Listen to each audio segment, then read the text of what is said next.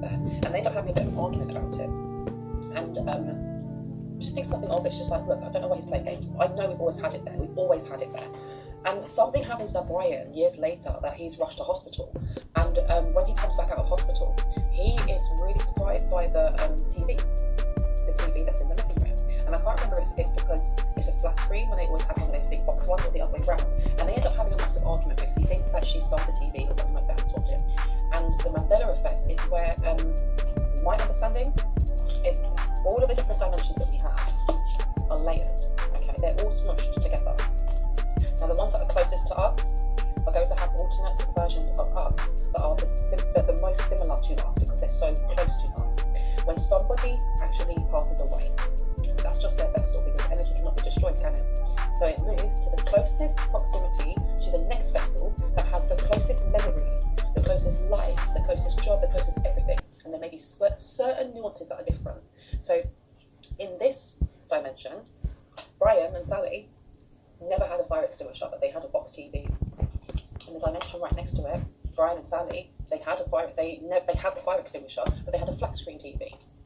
And the one next to it, they had both. Okay? When one of them, that near-death experience actually happened, because in the other one, there's something here about, rather than it being a near-death experience, in the other one, actually, a person died. And their energy transforms over. I don't know if I'm explaining it properly, but there's something here with that being really important, the Mandela effect being really important. And for some reason, Spirit is saying, think back yourself.